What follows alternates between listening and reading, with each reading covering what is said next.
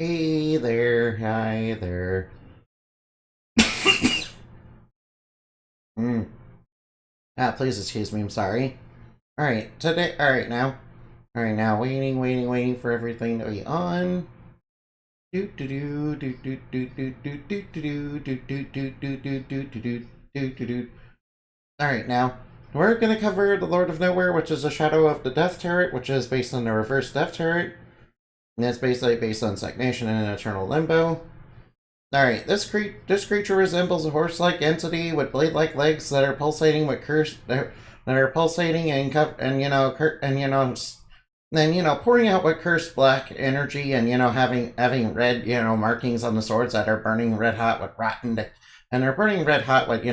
decay and darkness. And this creature has a very long neck and a head that resembles a giant pulsating pitch black earthworm. And this vector and entity was once part of the Court of Death, and had once oversaw the Death Esekai dream system, which as I mentioned earlier with Astarte. I think I might have named it something different back there though. Ah. Yeah, it was basically to help those who had died. It was basically to help those who had. Come on, stop getting tongue-tied, please.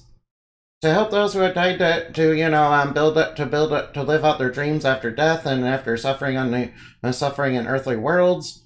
Though it didn't know what it was for at the time and was a bit taken aback when it was intended for humans and their creations instead, and thought, why should beings like them that are like grass to us, and never dying glade, ever have that and shouldn't be simply erased instead. And it also helped make the abyss, which was a dimension of pure darkness for the wicked, and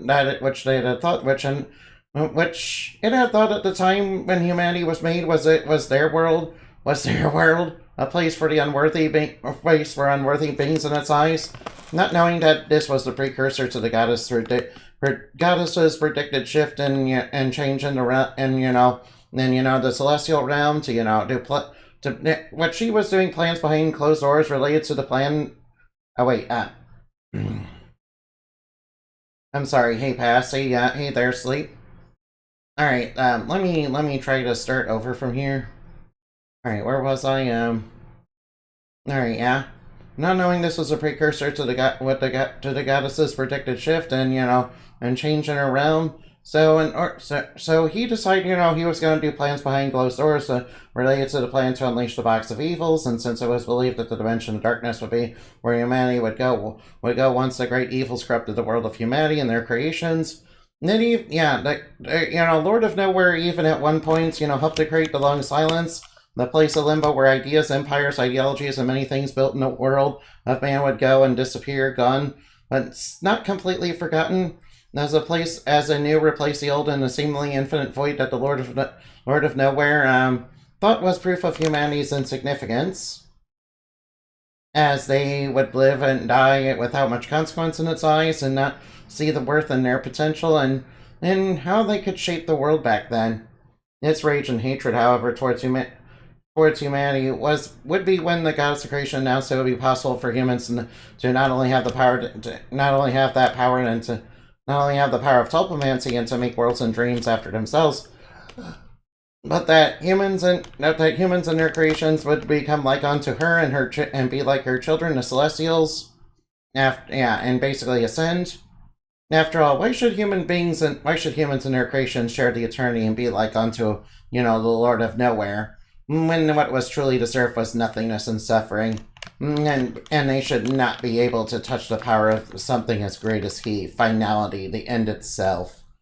When it was exiled, it grew furious and vowed to destroy the entire earth, and due to this, the goddess of creation and her servants were quick to subdue him and capture him and seal him in the long silence.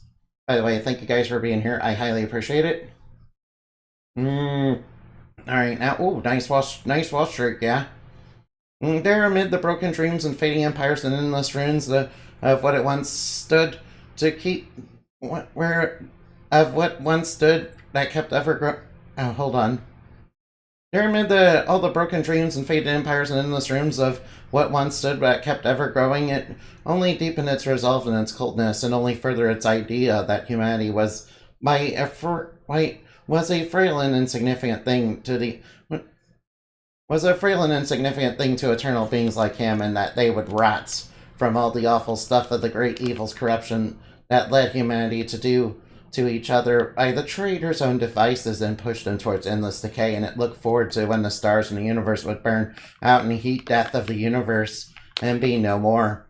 But then along came the spider. Uh-oh. Along came a spider. Uh-oh. Here comes Arachne. The curse of Arachne. And it would learn for the first time what fear was when it would learn of what was coming into the long silence. Yeah, basically, there were hints of Arachne coming into the long silence where it was imprisoned. And then, you know, ooh, it already killed some of your friends, and it's gonna get you. X gonna give it to you, X gonna give it to you, X gonna give it to you.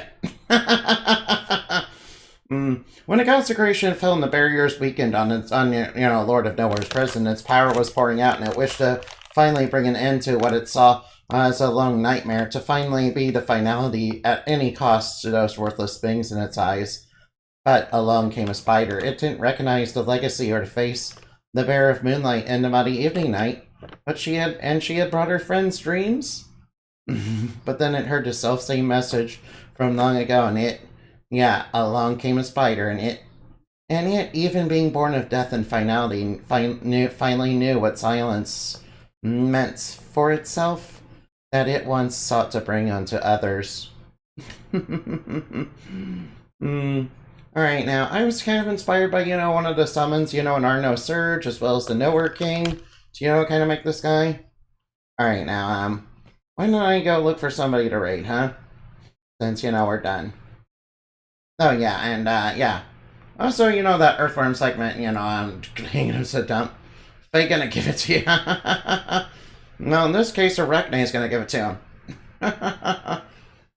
Ooh, Akami's on. Alright, now, let's go raid Akami. Alright, raid Akami, yeah. Alright, yeah, let's go raid them, yeah. By the way, you are all super cute and super awesome, and past that goes for you too. The cutest shrimp ever. Cute shrimp. I don't want to be like, hey, I'm denying that. Back it. He's cute. He knows he is. Alright, now, Moonbat. We're gonna raid all the Moonbat raid. Alright, see you later.